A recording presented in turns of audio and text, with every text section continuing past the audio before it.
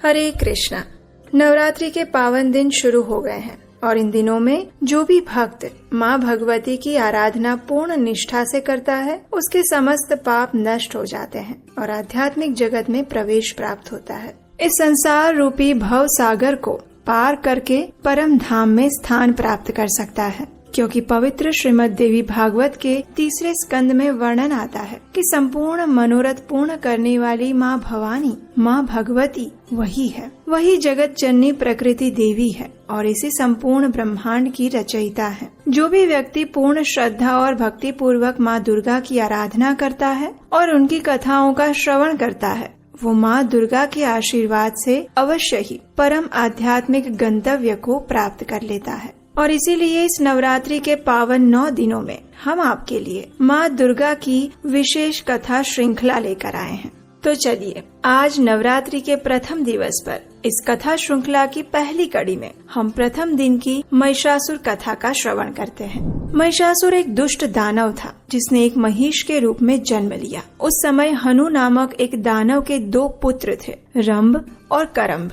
महिषासुर दैत्य रंभ का पुत्र था। अब महिषासुर का जन्म महिष के रूप में क्यों हुआ, तो उसके पीछे भी एक रोचक कथा है। महिषासुर के पिता रंभ और रंभ का भाई करम्भ, वे दोनों अत्यंत महाप्रतापी और बलवान थे। अपने बल पर सभी सुखों को भोगते थे, लेकिन उन दोनों को कोई संतान नहीं थी। इसलिए उन दोनों ने घोर तपस्या करने का विचार किया। रंभ ने एक बरगद के वृक्ष के नीचे पंचाग्नि की व्यवस्था की और उसके नीचे बैठकर तपस्या करने लगा। करम्भ पानी में चला गया और पानी में जाकर तप करने लगा। करम्भ ने इसके लिए पंचनद को पसंद किया। अब ये दोनों भाइयों के तप के कारण इंद्र भयभीत होने लगे और करम्भ को ढूंढते हुए वे पंचनद जल में आ पहुँचे। वहाँ उन्होंने करम्भ के पाँव को जकड़ लिया और जैसे ही इंद्र ने उसके पाँव पकड़े उसी समय करम्भ की मृत्यु हो गई। जब इस बात की जानकारी रंभ को मिली तो वो क्रोध से लाल पीला हो गया। उसने तलवार को हाथ में लिया और यज्ञ नारायण के अग्निदेव के समक्ष अपना सिर काटकर आत्मदाह करने के लिए तैयार हो गया।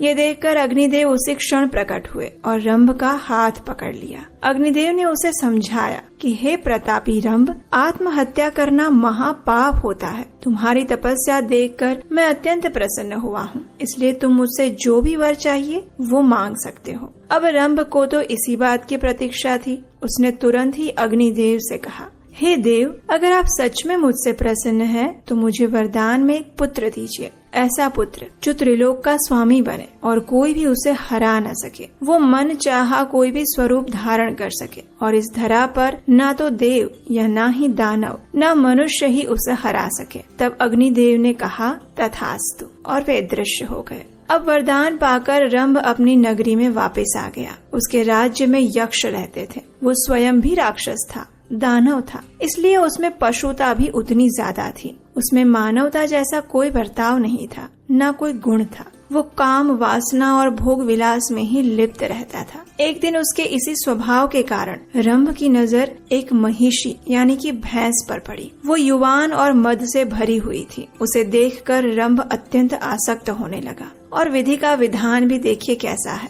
इतना ही नहीं हुआ, अपितु विचित्र बात तो ये हुई कि ये भैंस पर दैत्य रंभ मोहित हो गया, जिससे वो भैंस गर्भवती हुई। अब एक दिन अत्यंत विशाल काय महिष इस रंभ की भैंस पर कामुक हुआ और उसके पीछे दौड़ा। ये देखकर रंभ भी उस भयानक महिष को रोकने के लिए उसके पीछे दौड़ पड़ा। दोनों के बीच महाभयंकर युद्ध हुआ, जिसमें महिष ने अपने सिंग से रंभ पर प्रहार किया, जिससे रंभ वहीं बेहोश हो गया और वहीं उसकी मृत्यु हो गई। अपने स्वामी को मृत देखकर वो महिषी वहाँ से भागने लगी, लेकिन महिष उसके पीछे दौड़ रहा था। ये देखकर महिषी भयभीत होकर थर थर कांपने लगी और इतने में वहाँ कुछ यक्ष आ पहुँचे, जिन्होंने अपने बाणों के प्रहार से उस महिष को मार दिया। अब रंभ तो यक्षों का राजा था, इसलिए उन्होंने अपने राजा रंभ की अंतिम क्रिया भी कर ली। ये देखकर वो महिषी ने भी उस अग्नि में आत्मदाह कर लिया और उसी क्षण उस अग्नि में से अत्यंत बलशाली महिषासुर प्रकट हुआ और इसी अग्नि में से रंभ रक्त बीज का अद्भुत रूप लेकर फिर से बाहर आया। इस प्रकार महिषासुर और रक्त बीज जैसे महादैत्यों की उत्पत्ति हुई। अब समग्र सृष्टि पर अपना आधिपत्य स्थापित करने के लिए महिषासुर ने 10,000 वर्षों तक ब्रह्मा जी का ध्यान किया,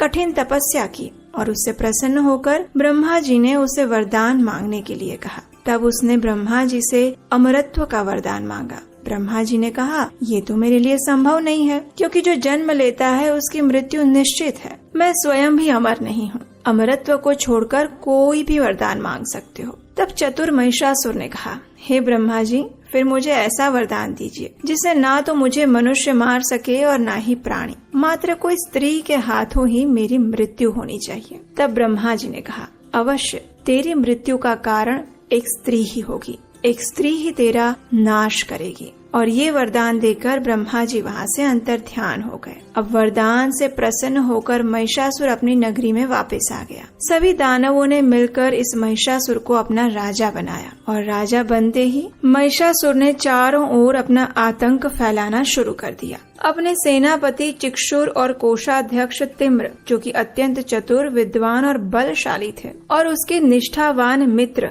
असिलोमा, उदक, बिडाल, बाष्कल, त्रिनेत्र, कालबंध की सहाय से उसने समुद्र, पर्वत आदि समस्त सृष्टि पर विजय प्राप्त कर ली और चारों ओर पाप का साम्राज्य स्थापित कर दिया। अनेकों ब्राह्मण और सभी मनुष्य भयभीत होकर उसके अत्याचार सहते हुए अपना जीवन व्यतीत करने लगे। और इतना ही नहीं, सभी धार्मिक कार्य, होम, हवन, यज्ञ इत्यादि भी बंद करवा दिए गए। अब महिषासुर की दृष्टि स्वर्ग पर थी, इसलिए उसने अपने दूत को इंद्रदेव के पास भेजा और दूत ने इंद्रदेव को महिषासुर का संदेश कह सुनाया।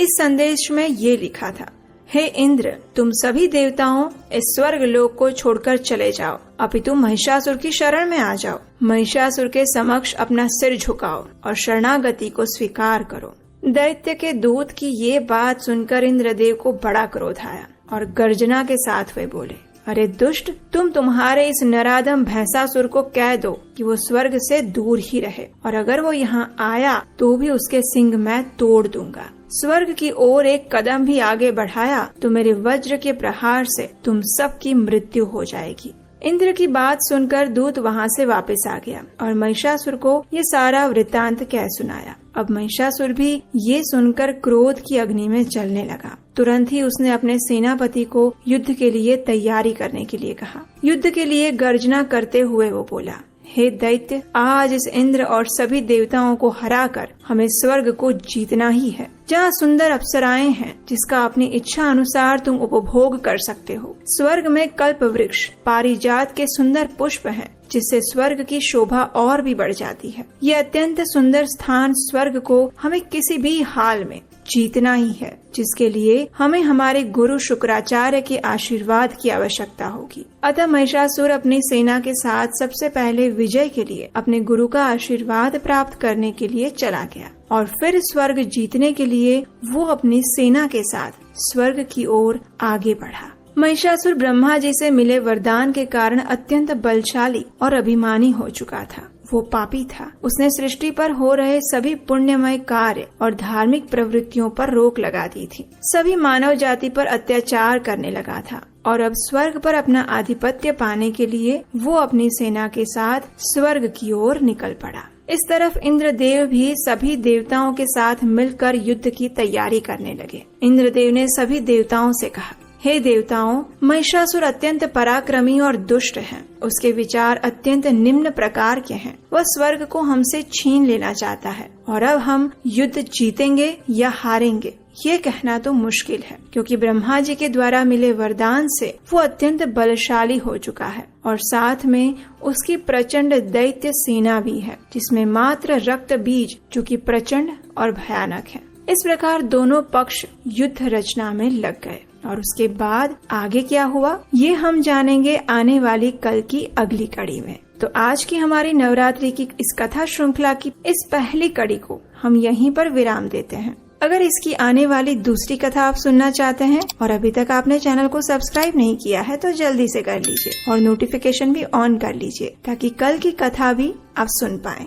अगर आपको आज की ये कथा अच्छी लगी है तो उसे लाइक कीजिए, अपने मित्रों को शेयर कीजिए और अगर आपको हमारे द्वारा किया जा रहा ये प्रयास सराहनीय लगता है तो आप हमें आने वाली कथाओं को बनाने के लिए अपना आर्थिक सहयोग स्क्रीन पर दिए गए नंबर पर भी भेज सकते हैं। और हम आपसे मिलेंगे बहुत जल्द कल की अगली कड़ी के साथ। तब तक के लिए देवी भगवती से यही प्रार्थना करते हैं कि वे हमें परम भगवान श्री कृष्ण की शुद्ध भक्ति प्रदान करें।